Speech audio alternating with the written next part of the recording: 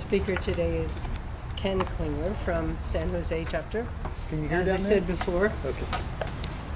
And I have a little intro bio for Ken. He has a history with the earth and our environment that stretches back to his childhood and the Boy Scouts of America.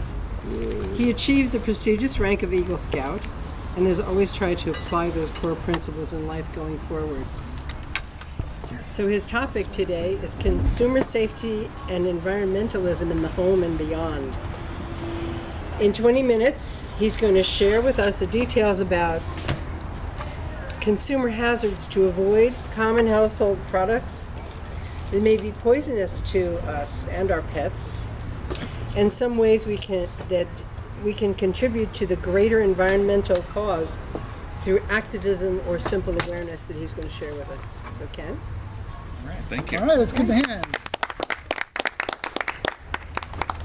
My food out of here. All right, guys. Bear with me as I set up my little props here.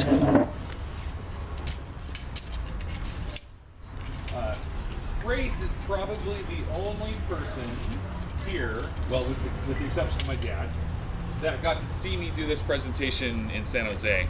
And when I did it there, I had a fancy PowerPoint with a screen and a projector, and I've gone old school, as you guys can see. Yeah. Could you move that over just a touch to the to you know which way? Thank you. No. How can you tell it's on him? How can you tell you're in the frame? More salad. Well, you have to look at the screen. Here I am. Okay. All right.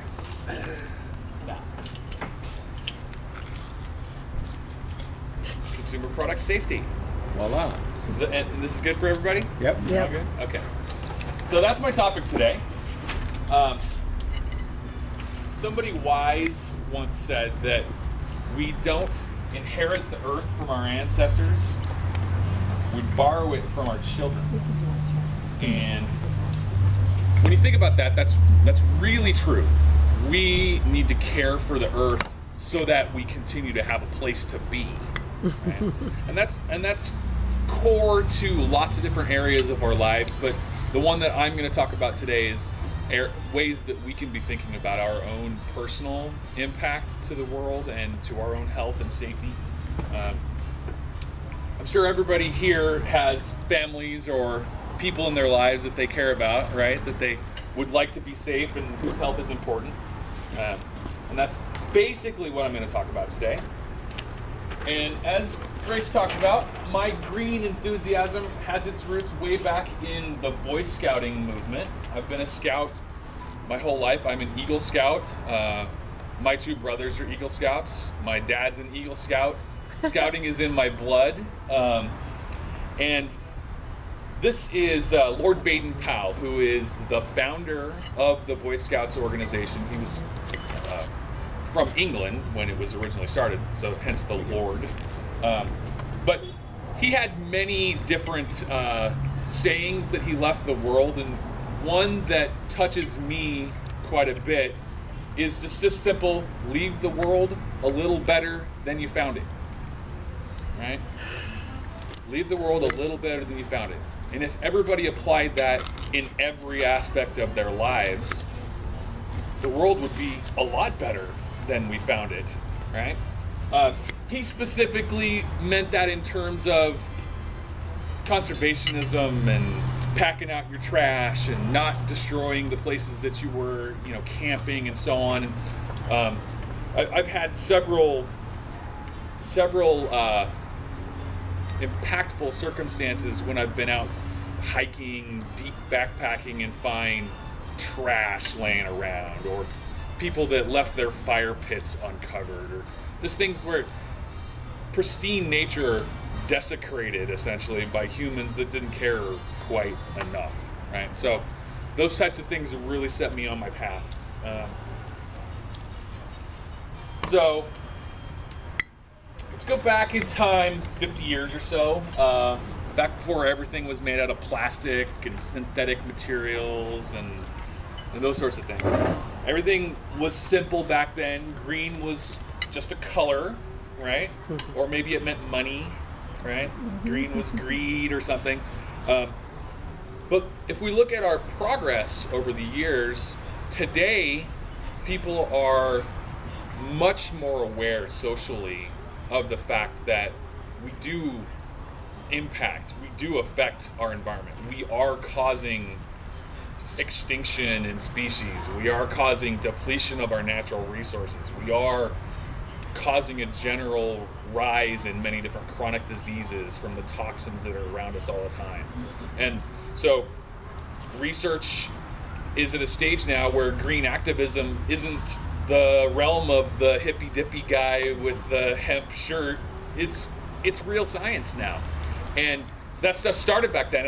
I don't mean to offend any hippies in the audience today, or past hippies, or present hippies, whatever. A whole table full of us here. This is Santa Cruz. Yeah, so we owe those guys a bit of a debt, because that's where a lot of this started. But now there's real hard science behind a lot of it that says, yeah, the reason we shouldn't use these chemicals is because they're doing harm to us, and we're now proving and seeing what exactly that harm is. Right. A lot of people, probably present company accepted, believe that green is, separating out your recycling, right? Okay, that's green. I put my bottles in the blue bin instead of the black bin, or whatever it is, right?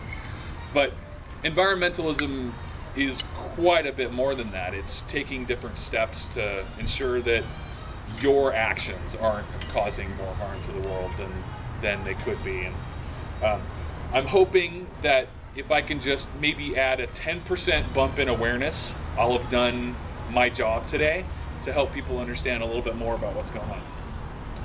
First thing I want to talk about is a concept called greenwashing. And you guys have all heard of whitewashing, I'm sure. Whitewashing is when you take something and you wash it over with white to make it look good, even though all you really did was slop something on it. Greenwashing is the concept of slopping green on something to make it look healthier and more environmental. And there are some pretty famous examples of that. Not too long ago, BP changed their logo so that they look like a healthy green flower, and we're all pretty and clean. And it actually had a major impact on the way people viewed that company. They must be green because they've done something to their image. Back from the 80s, early 90s, Chevron had their People Do campaign. Do people really do this environmental thing? Yeah, Chevron, we do. They spent more on that campaign than they ever spent on any of their environmental programs, right? That's greenwashing. And it can even go down to the product level, where putting terms like environmentally friendly or the word green makes people believe that a product is green or safe, when in fact those words have no legal definition and they could put them on anything that they want, right? Greenwashing. Got to look out for some of that stuff. One other important fact is that most of the green brands that people believe are green are owned by companies that primarily produce non-green products. So they're just capitalizing on the green movement while not really truly being all that green. So I'm going to talk about a few different harmful chemicals. The first one I'm going to talk. Whoa! Good catch. Good catch.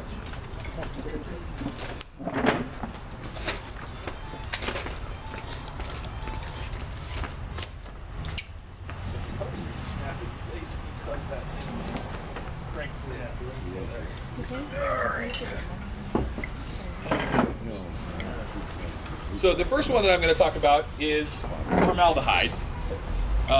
But before I get started, I'd like to take a couple of minutes and maybe get some suggestions from people of things that you're aware of that are harmful in consumer products or in your environment, or things that you use. Any suggestions, any ideas out there?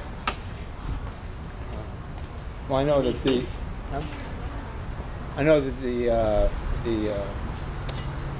the stuff in the water that kills all the bacteria is not good for us, even to have it on our skin. Because the fluoride. Fluoride. Okay, It's absorbed through the skin. Fluoride's an example.